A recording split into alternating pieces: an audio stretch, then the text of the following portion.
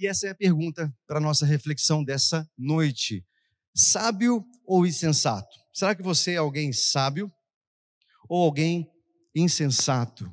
Pergunta aí para quem está pertinho de você, talvez você tenha intimidade aí com o seu esposo, com a sua esposa, com o seu cônjuge. E aí, sábio ou insensato? Como é que você está puxando mais para que lado? Essas risadinhas são maravilhosas, né? Aldete com Isaías, dá uma cutucada. Mas a gente vai aprender muito. A gente precisa ser sábio aos olhos da palavra, né, meus irmãos? E esse texto que a gente vai ler vai nos ajudar nesse sentido. Se você esteve aqui com a gente umas 3 semanas atrás, você se lembra que nós meditamos nesse versículo 14 de Efésios 5, não é? Diz assim: por isso é que foi dito, desperta, ó tu que dormes, levanta-te dentre os mortos e Cristo resplandecerá sobre ti. Quem lembra que nós meditamos nesse texto aqui faz umas 3 semanas? Meu Deus, gente, não lembra não? Lembra sim. E tem lá no nosso canal no YouTube, né? Você pode ir lá assistir novamente, caso queira. E vamos parar aqui nesse verso de número 14, depois a gente continua. Eu trouxe esse 14 exatamente para a gente se lembrar desse contexto. O apóstolo Paulo está falando para a igreja em Éfeso, e aqui ele está lembrando todo o livro de Efésios, né? Por isso nós estamos falando dessa recapitulação do evangelho. O apóstolo Paulo está lembrando a igreja, da onde a igreja saiu e para onde Deus colocou, onde Deus plantou essa igreja. No capítulo 2, por exemplo, desse livro de Efésios, você vai ver aí que o apóstolo Paulo vai dizer que nós estávamos mortos nos nossos delitos e pecados, mas Deus, sendo rico em misericórdia, por causa do grande amor, filho do seu amor. Amém, meus irmãos? Isso é real na sua vida? Você foi levado desse reino das trevas para o reino do Filho do amor, para o reino da luz. E o apóstolo Paulo, nesse livro de Efésios, está lembrando, gente, vocês são filhos da luz, portanto iluminem, portanto deixem que Cristo ilumine a vida de vocês, e a luz que está na vida de vocês possa iluminar as pessoas ao redor. Se lembre disso, você agora tem uma nova identidade, você é filho da luz, e essa luz precisa brilhar. E é tão importante esse versículo 14 nesse contexto, porque ele vai dizer, desperta, ó tu que dormes, levanta entre os mortos, e Cristo vai resplandecer sobre a sua vida. E como nós tantas vezes estamos dormindo, não é? Não estamos percebendo o contexto que a gente está vivendo, de batalha espiritual, que se você cochila um pouquinho, os seus filhos são levados para um lado que você não deseja. Eu comentei com vocês, né, o Augusto, essa semana passada, essa semana já estava de férias, semana passada ele voltou cantando uma música, um funk, e fazendo até a coreografia. É rindo, né? Mas é para não chorar, né, Odete? Misericórdia. E vocês sabem do que eu estou falando, não é? E a gente ministra, ensina, né? E repreende em nome de Jesus, né? Algumas coisas ali. E nós estamos numa batalha espiritual. Você já percebeu isso? Quando o seu marido sai de casa, quando a sua esposa sai de casa, quando a gente sai de casa, a gente vê tantos assassinatos torpes, tantas pessoas perdendo a vida, não é? Por motivos absolutamente fúteis. E aqui o apóstolo Paulo está falando, lembrando a gente da nossa identidade, dizendo, gente, acorda, você que está dormindo, desperta, se levanta, se posicione, há uma luz brilhando sobre a tua vida, então viva de modo digno com essa luz que está brilhando aí, e que essa luz seja vista por tantas pessoas e traga de fato iluminação para onde há trevas ao seu redor, e que você seja alguém levantado nessa geração para levar luz a tantas famílias, a tantas realidades do seu lado, ao seu redor, que estão em extremas trevas. Mas eu não vou pregar sobre isso, tem uma ministração inteirinha sobre esse tema aí lá no nosso canal do YouTube de 3 semanas atrás, ok? Vamos continuar então no verso de número 15, diz assim, portanto, vede prudentemente como andais, não como nécios, mas como sábios. Então o apóstolo Paulo está dizendo, gente, desperta, se posiciona, se levanta, Cristo vai iluminar a sua vida, mas vede prudentemente como você está andando, vede prudentemente como você está lidando com os seus dias, com o seu tempo. Você precisa prestar atenção, porque os dias são maus, e ele está dizendo, a gente não pode ser nécio, a gente não pode ser insensato, nós precisamos ser pessoas sábias, que são pautadas pela sabedoria de Deus e que Ele te faça alguém sábio em nome de Jesus a cada dia. E nós vamos ver nesse texto aqui 3 aspectos, 3 características de uma pessoa sábia. Anota essas 3 características, querido, deixa o Espírito Santo ministrar sobre a sua vida, sobre essas características e que elas possam te ajudar a realmente tomar posição para ser uma pessoa cada vez mais sábia. O verso 16, então, continuando a nossa leitura, vai dizer assim: remindo o tempo, porque os dias são maus. Não importa se a sua versão estiver diferente da minha, ok? E algumas versões são bem diferentes, mas vamos ler todos juntos o verso de número 16? Vamos lá? Remindo o tempo, porque os dias são maus. Olha aí, praticamente todo mundo igual. Tem alguma versão que diz assim: aproveitando bem todas as oportunidades? A da Ana fala assim, da Glícia também. Tem alguma versão diferente? Algumas versões trazem isso, né? Aproveite cada oportunidade, aproveite o seu tempo, faça uma boa gestão do seu dia. A nossa versão, aqueles que leram junto comigo, fala remindo o tempo. E eu gosto muito dessa expressão, queridos, remindo o tempo, porque a expressão remindo o tempo, ela é mais profunda do que necessariamente aproveitar bem o tempo. Nós, claro, precisamos aproveitar bem o tempo, cada vez mais, não é verdade? A gente está num acelero doido na nossa vida, não é? Com tantas demandas, quando a gente percebe já é sexta-feira, já acabou a semana, a gente não fez metade daquilo que a gente precisava e a gente fica ansioso cada vez mais, não é?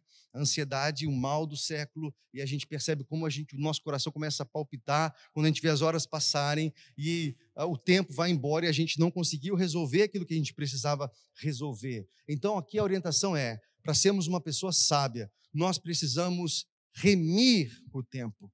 E o que significa remir? Essa palavra remir significa tornar a obter, significa resgatar. Talvez você se lembre dessa palavra quando nós falamos que Deus, por meio de Cristo Jesus, nos remiu, não é? Ele morreu na cruz em nosso lugar, derramou o sangue dele, e o sangue dele nos comprou, não é? Pagou a dívida, e ele nos remiu. E tem um texto que fala sobre isso em Tito 2,14, diz assim: ele se entregou por nós, a fim de nos remir de toda a maldade e purificar para si mesmo um povo particularmente seu, dedicado à prática de boas obras. Amém? O Senhor nos remiu, pagou o preço. Essa palavra tem essa dimensão de algo que está escravo, de algo que está sob domínio de um outro senhor, e quando é remido, agora ele é resgatado. Então, quando um escravo estava sob o domínio do seu senhor, ele não poderia simplesmente ser liberto. Para ele ser liberto, o que tinha que acontecer? Alguém tinha que ir lá e falar: qual é o preço desse escravo? Eu vou pagar por esse escravo, e agora sim, quando eu pago o preço, ele é liberto, não é isso? Não adianta chegar lá: não, eu quero que liberte esse... Não. Custa tanto, então paga o preço. Então foi isso que Jesus fez comigo e com você. A gente tem que ter essa dimensão. O preço para a nossa liberdade era um preço impagável. Jesus vai ensinar isso em várias parábolas, né? Não é o tema da mensagem, mas era uma dívida impagável, a gente jamais poderia pagar essa dívida. Então, ele paga o preço enviando o seu filho Jesus, que morre na cruz, derrama o sangue dele, e aí sim, o preço foi pago, e ele então nos redime, ele vai nos remir, nos resgatar do império das trevas, e está dizendo: agora eles são meus, agora eles me pertencem, e eu transporto eles para lugares celestiais em Cristo Jesus. Essa é a mensagem do livro de Efésios, ok? Leia Efésios aí essa semana, e você vai perceber quão maravilhosa é essa mensagem, a mensagem do Evangelho. Efésios 2, 8 e 9, eu cito bastante. Vocês são salvos pela graça, mediante a fé, e isso não vem de vós, é dom de Deus, não por obras, para que ninguém se glorie. Então ele nos resgata, ele se entrega, isso é graça de Deus. Agora o apóstolo Paulo está dizendo: gente, faça o mesmo com o seu tempo. Então não é só aproveitar o tempo, ele está dizendo: você precisa remir o tempo, ou seja, você precisa pagar o preço para tomar de volta o seu tempo que está escravo de outras coisas. Será que o seu tempo está escravo de outras coisas? Eu compartilhei com alguns que eu instalei no meu celular é algo nativo, o seu celular deve ter isso também. Você vai encontrar um calculador do tempo de tela. Não sei quantos usam isso, mas ele fica mostrando para você quanto tempo o seu celular fica ligado, com a tela ligada. E depois ele te mostra quanto tempo você gastou no Waze, quanto tempo você gastou no Instagram, quanto tempo você gastou no WhatsApp. E, gente, eu fiquei surpreso. 3 horas, 4 horas, 5 horas de tela. E a gente trabalha pelo celular, né? Faz muita coisa pelo celular hoje. E assiste uma porção de coisa pelo celular. E a gente vai percebendo o nosso tempo indo para o ralo. O nosso tempo sendo consumido. E às vezes assistindo a Netflix da vida, né? As séries, e conversando fiado, e fazendo coisas que literalmente aprisionam, nos tomam o tempo. E a gente não, muito difícil, ouve pessoas dizendo: eu não tenho tempo, eu não tive tempo para meu esposo, eu não tive tempo para minha esposa, eu não tive tempo para passar com os meus filhos, não é assim? Eu não tive tempo para exercitar o dom que Deus me deu, eu não tive tempo para estar na igreja, eu não tive tempo para orar, eu não tive tempo para fazer uma devocional.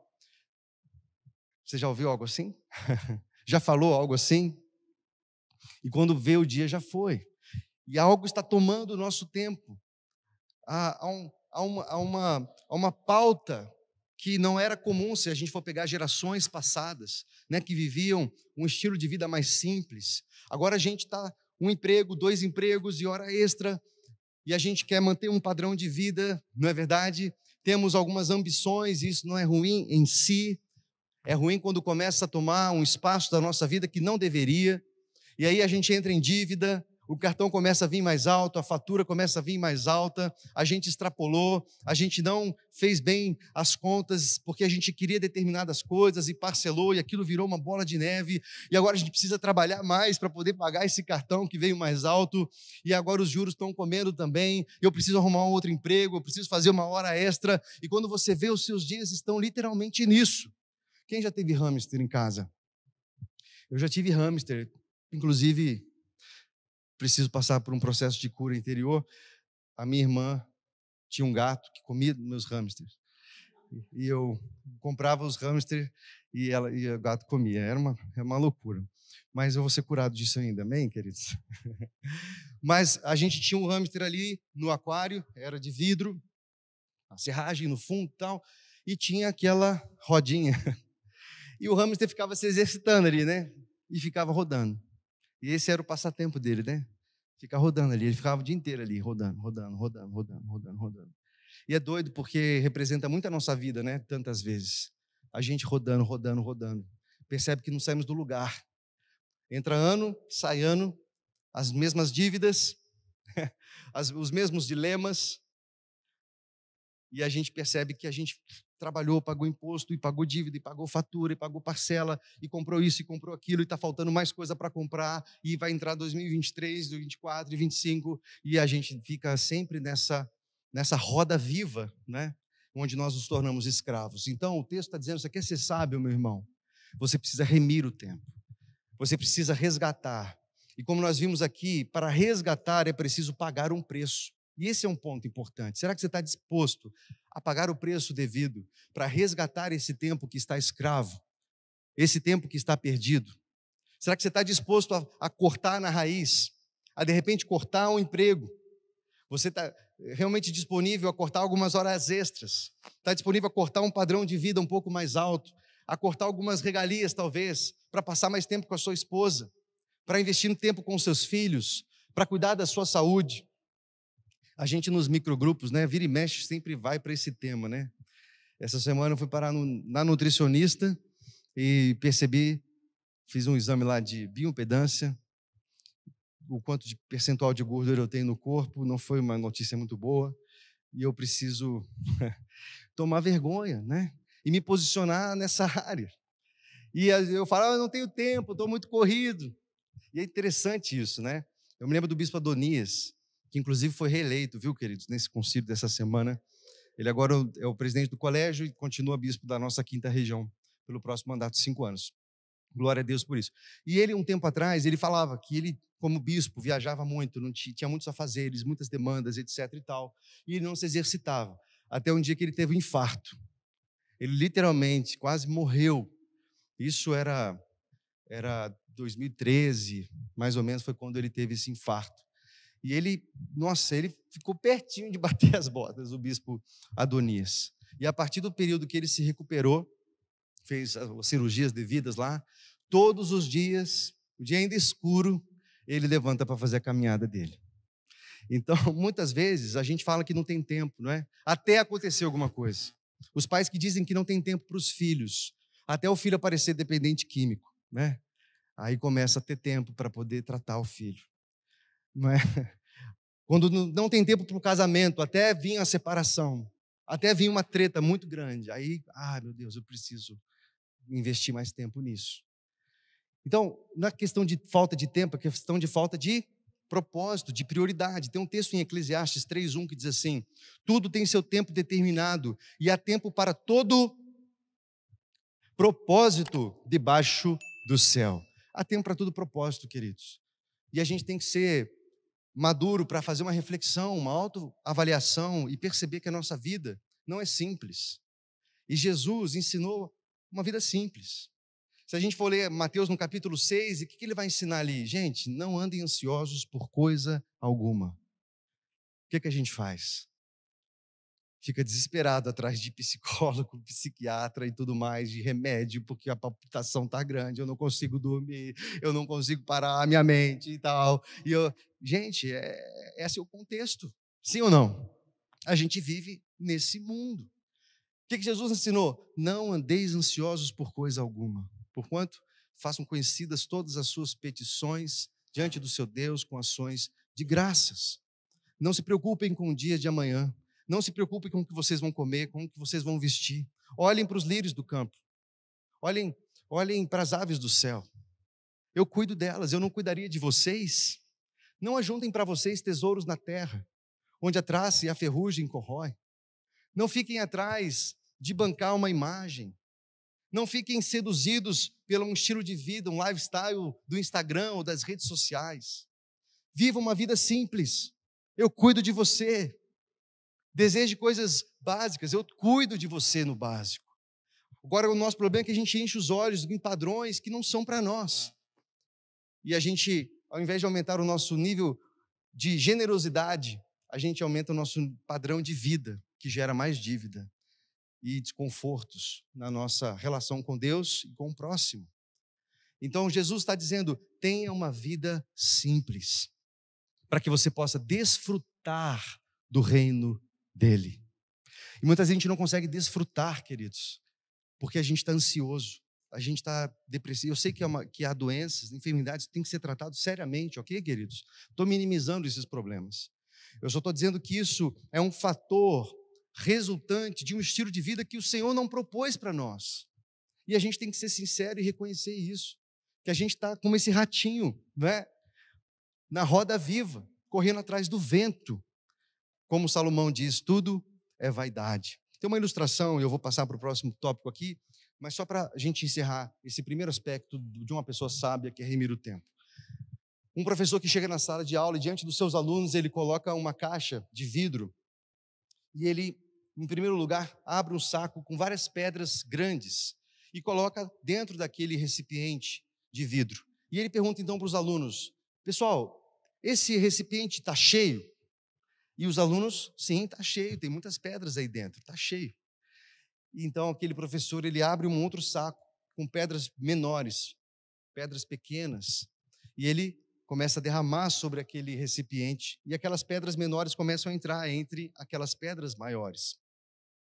E ele pergunta, esse recipiente está cheio? E todos respondem, claro, agora certamente está cheio. Mas aquele professor, ele pega um saco de areia, e ele começa a derramar aquela areia naquele recipiente. E aquela areia, aqueles grãozinhos pequenininhos começam a entrar naqueles vãos das pedras pequenas que estavam nos vãos das pedras grandes. E o professor pergunta, e agora, está cheio? E eles respondem, sim, certamente, agora está cheio. Mas então ele pega uma vasilha com água e começa a despejar água naquele recipiente. E a água encontra espaço. E ele então pergunta, agora, está cheio? E ele, agora sim, está cheio, não tem mais o que você fazer aí.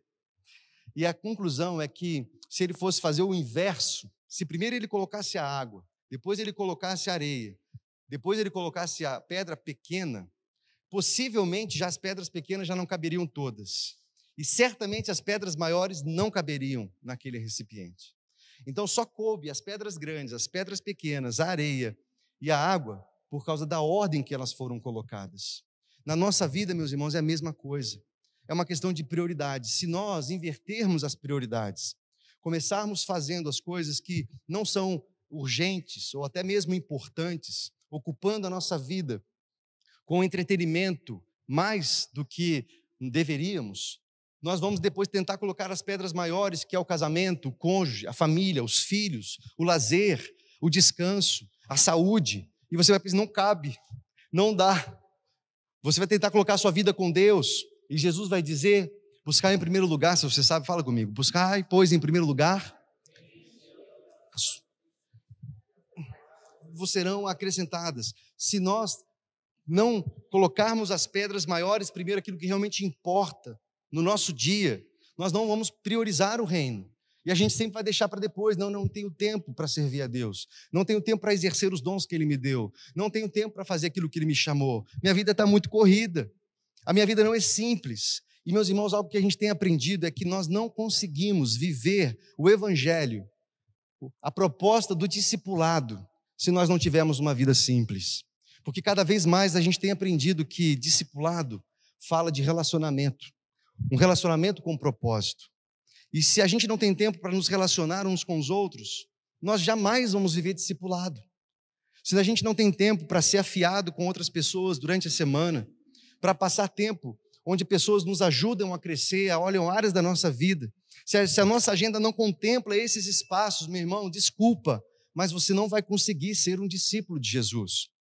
Nós falamos aqui um tempo atrás, falamos hoje cedo na escola dominical também, de um texto em João no capítulo 3 e também Marcos no capítulo 3, em que fala Jesus selecionando seus discípulos e Ele chama para si, para passar tempo com Ele e depois para os enviar. E esse termo passar tempo é um termo grego que significa diatribo. E essa palavra diatribo significa esfregar, contagiar. Em outras palavras, significa que Jesus chamou para si discípulos para contagiá-los, para passar tempo com Ele. E a proporção era de 3 momentos com os discípulos para 1 com a multidão. 73% do tempo de Jesus e dos eventos que a Bíblia narra, Jesus passa com discípulos, com grupos menores e não com a multidão. E esse é uma mudança de mentalidade, meus irmãos, porque nós muitas vezes achamos que ser cristão é frequentar uma grande reunião, isso é maravilhoso, isso é necessário, ok?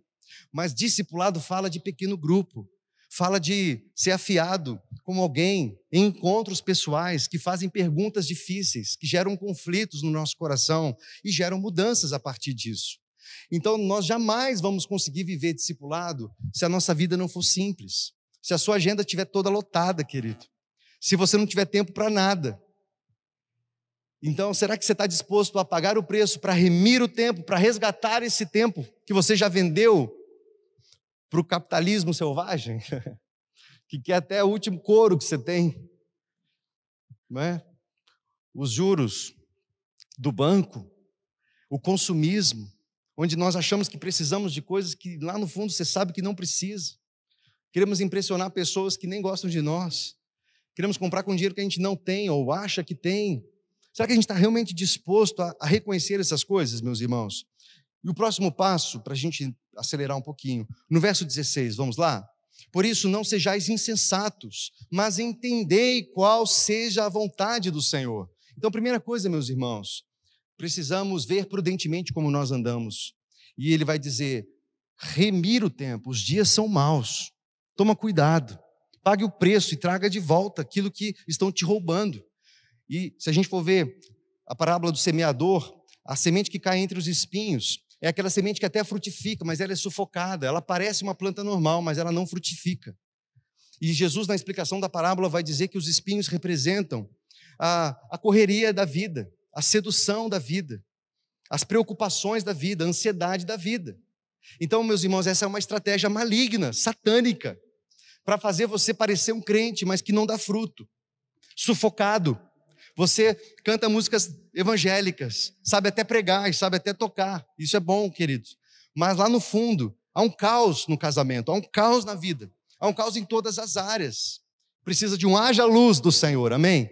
E haja ordem, e o Senhor começa a fazer isso quando nós silenciamos, onde nós começamos a entender a vontade do Senhor. Esse é o segundo aspecto. Compreendei a vontade do Senhor. E para compreender a vontade do Senhor, meus irmãos, nós precisamos ouvir a voz dele. E para ouvir a voz dele, nós precisamos passar tempo com ele. E para passar tempo com ele, nós precisamos abrir a agenda. E para abrir a agenda, a gente precisa dizer não para outras coisas. Eu estava te ouvindo no carro, Brunão, vindo para cá, e o Brunão falando sobre o secreto, né? E o quanto que o secreto traz mudanças para nós. Jesus ensinou, gente. Falou, você quer orar? Tranca seu quarto. Vai lá no secreto, seu pai te olha lá, ele te vê lá, ele fala com você. E nós precisamos discernir a vontade do Senhor. É mais fácil quando a gente procura gurus, não é? Grandes pregadores, pessoas ungidas, os ungidões, né? Para trazer uma revelação para nós. E não é que eu não acredite nisso, claro, nós acreditamos, Deus faz lindas coisas, ok? Mas há um caminho, há um novo e vivo caminho, amém? Aberto para mim e para você.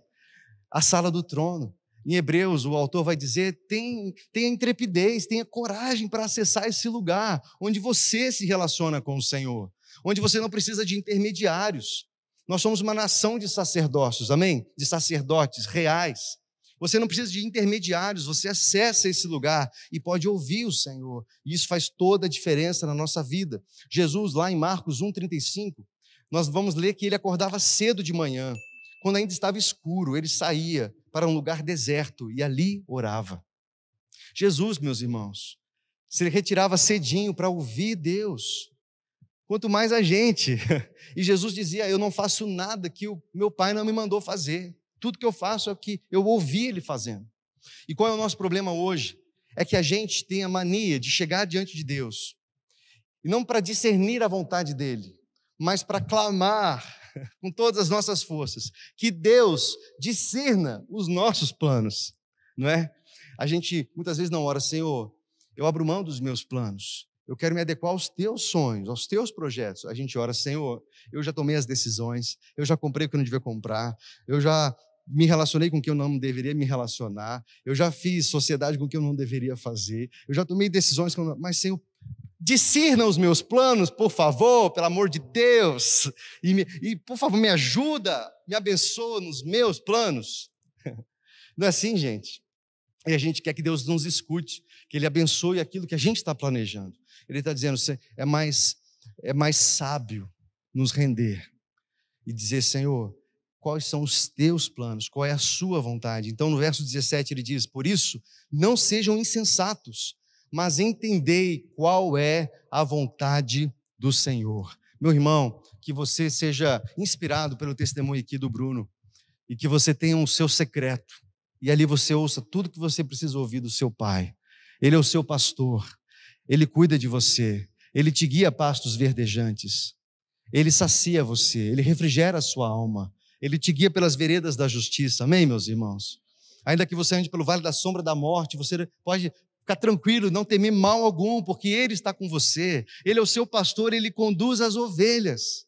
O mundo está caindo ao redor, mas você sabe onde seu pastor está. As ovelhas ouvem a voz, sabem e discernem para onde ele está indo.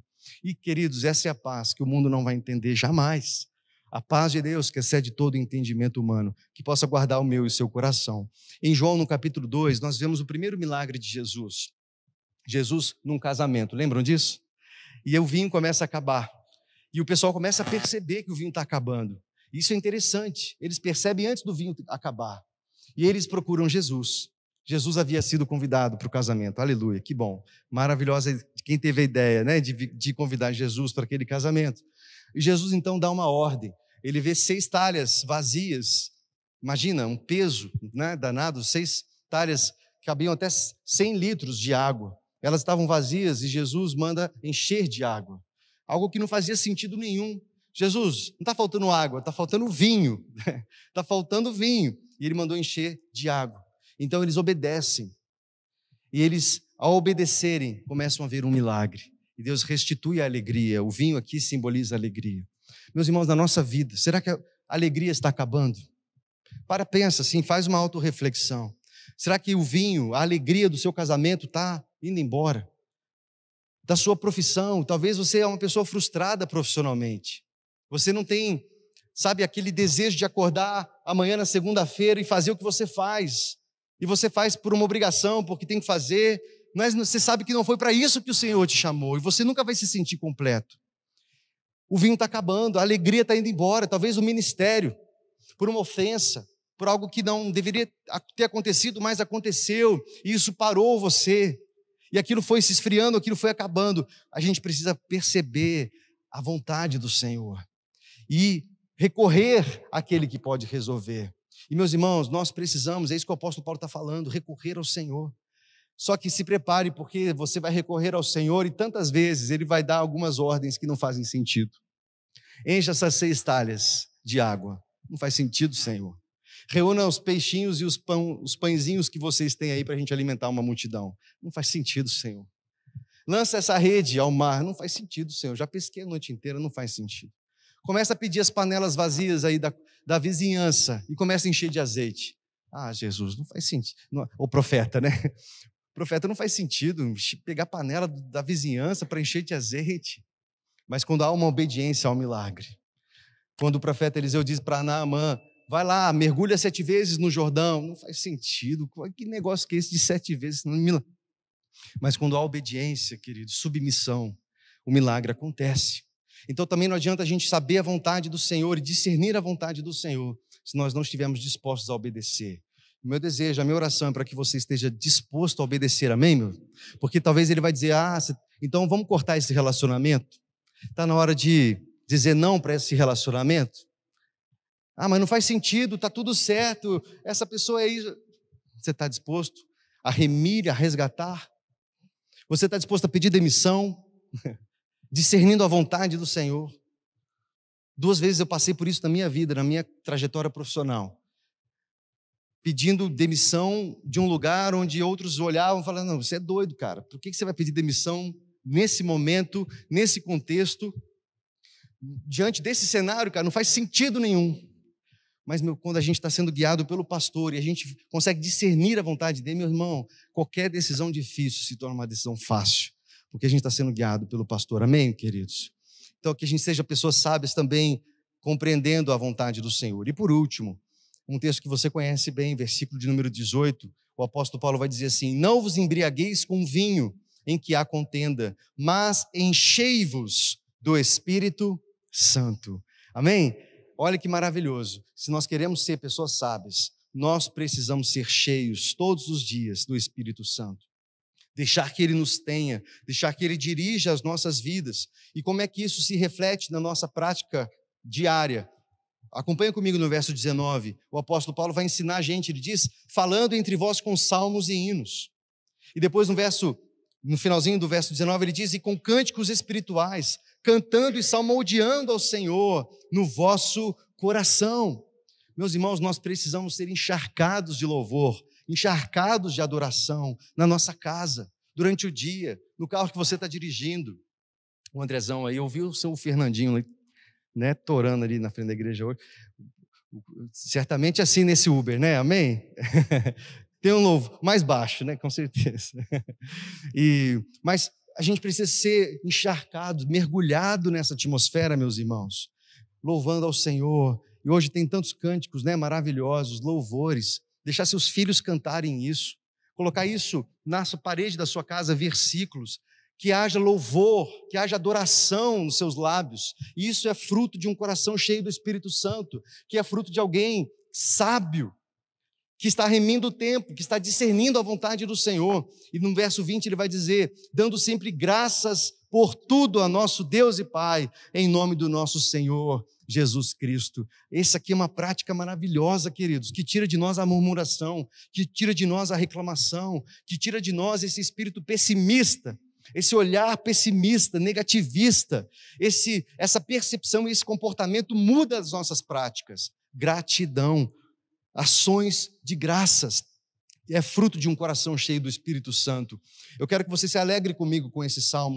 Salmo 103 diz assim, bendiga ao Senhor a minha alma, bendiga, Senhor, com todo o meu ser. Bendiga ao Senhor a minha alma. Não se esqueça de nenhuma de suas bênçãos. É Ele quem perdoa todos os seus pecados e cura todas as suas doenças, que resgata a sua vida da sepultura e coroa de bondade e compaixão, que enche de Deus a sua existência, de modo que a sua juventude se renova como a águia.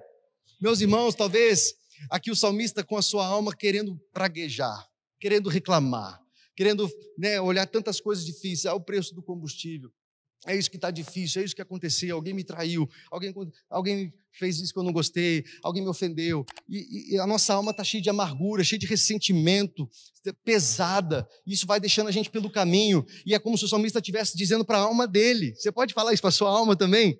Alma, bendiga, Senhor, a minha alma, bendiga o Senhor, o meu ser, bendiga. Ele está falando para a alma dele, é como se ele pegasse a alma dele e botasse do lado aqui. Essa é minha alma. E agora ele está dando um sermão para a alma dele. Não vai murmurar, não. Bendiga ao Senhor a minha alma. Bendiga ao Senhor todo o meu ser. Bendiga ao Senhor a minha alma. Não se esqueça de nenhuma de suas bênçãos. É Ele quem perdoa os seus pecados e cura as suas doenças, que resgata a sua vida da sepultura e coroa de bondade e compaixão, que enche de bens a sua existência, de modo que a sua juventude se renova como uma águia. Bendiga minha alma ao Senhor. Mas não faz sentido, a minha vontade é reclamar, minha vontade é praguejar, minha vontade é reclamar. E a gente diz para nós, vai adorar o Senhor, há cânticos espirituais, há louvor, há gratidão. Meus irmãos, isso é fruto de um coração sábio, essa é a vontade do Senhor, essa é a expectativa do Senhor para nós. Quando Jesus cura 10 leprosos, lá em Lucas, no capítulo 17, apenas um volta para agradecer. E Jesus poderia ter falado, que bom que você voltou para agradecer, mas a pergunta de Jesus não eram 10? Por que só você voltou para agradecer? Cadê os outros 9? Isso mostra que há uma expectativa de Jesus. E nós tantas vezes estamos olhando para o problema, olhando para aquilo que deu errado, esquecemos de olhar para tantas bênçãos, não é verdade, queridos? Olhar para tantos livramentos, para tanto que o Senhor tem feito em nosso coração. Isso muda a nossa postura, isso muda o nosso modo de ver as coisas e pautar o nosso tempo, pautar a nossa vida e discernir a vontade do Senhor. E por último, eu vou encerrar. No verso 21, o apóstolo Paulo vai dizer, sujeitando-vos uns aos outros no temor a Cristo. E esse é o ponto mais maravilhoso, eu acho, porque alguém cheio do Espírito Santo, ele consegue se sujeitar, ele consegue se submeter uns aos outros, elevar o outro, perdoar o outro, entender o outro e continuar caminhando e não ficar preso ao passado. E aqui ele vai dizer, nos versos seguintes aí, esse é o princípio que rege o casamento. Então ele vai dizer da relação do marido com a esposa, da esposa com o marido, do filho com os pais, dos pais com os filhos, do empregado com o seu senhor e do senhor com seus empregados. Sujeitai-vos uns aos outros no temor a Cristo.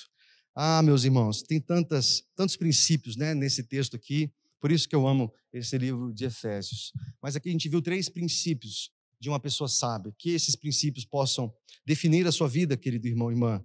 Primeiro, remir o tempo, os dias são maus. É mais do que aproveitar o tempo, é resgatar do inimigo o tempo que ele está tomando de você. E para remir tem que pagar. Qual é o preço que você está disposto a fazer? Você está realmente disposto a fazer renúncias de verdade na sua vida e na sua caminhada? Você tem compreendido a vontade do Senhor? Qual vai ser o seu tempo de secreto? Aonde você vai se retirar para ouvir o Senhor falando com você? Você vai ter que cancelar algumas coisas na sua agenda e perceber que se você não fizer isso, não é automático. E ser uma pessoa cheia do Espírito Santo, e você dizer e orar, Senhor, enche-me com teu Espírito, enche-me, Senhor, nesse dia, guia-me, que eu seja guiado pelo teu Espírito, pela sua vontade, não pela minha vontade, tantas vezes de murmurar, de reclamar, de ficar pelo caminho, de entender que a minha liderança me traiu, que a minha liderança não gosta de mim, não é? E que por causa disso eu não vou mais na igreja, eu não vou mais no ministério, eu não vou mais fazer o que eu faço ou o que eu fazia, eu não quero mais discernir, querido, que há um propósito maior. E qualquer circunstância que a gente passa, na verdade é o Pai querendo nos disciplinar, nos ensinar e nos forjar a imagem do seu Filho, para que a gente possa frutificar como homens e mulheres sábios na presença dele. Eu quero finalizar com esse salmo, Salmo 139, verso 23, diz assim, e essa é a nossa oração nessa noite, queridos. Sonda-me, ó Deus, conhece o meu coração, prova-me e conhece as minhas inquietações. Será que você tem inquietações aí, meus irmãos? Algumas ansiedades, preocupações. Você pode orar, Senhor, o Senhor conhece o meu coração, prova-me, o Senhor conhece essas minhas inquietações. Vê se em minha conduta algo te ofende e dirige-me pelo caminho eterno. Me perdoa, Senhor, por ficar preocupado com tantas coisas fúteis. Me perdoa, Senhor, porque eu não tenho ouvido a sua palavra que diz, não juntais para vós tesouros na terra, onde a traça, a ferrugem corrói, onde ladrões escavam, roubam. Junta para você tesouros no céu, invista a sua vida naquilo que é eterno. Senão você corre o risco de ficar como um hamster na gaiola, naquela roda, para lá e para cá. Que você possa perceber, querido, que há um projeto maior para a tua vida, que Ele te deu dons, que estão enterrados porque a sua vida é complexa demais, você não tem tempo para colocar esses dons a serviço do reino. É claro que não, você tem 2 empregos, 3 empregos, você não para. Você está disposto a ter uma vida mais simples, a buscar em primeiro lugar o reino de Deus, e deixar que Ele supra você, que Ele cuide de você, talvez não do jeito que você gostaria nesse momento, mas permitir que você durma em paz, que você tenha uma vida que agrade a Ele, uma vida sábia aos olhos do Senhor. Vamos ficar em pé. Queria convidar você a orar no seu lugar. Depois nós vamos ter um tempo de oração. Se você conhece essa canção, canta essa canção como uma oração. Vamos consagrar nossas vidas ao Senhor e aquilo que você ouviu dEle. Deixa o Espírito Santo te ajudar a praticar, a fazer algo concreto para responder essa mensagem que você ouviu nessa noite. Amém?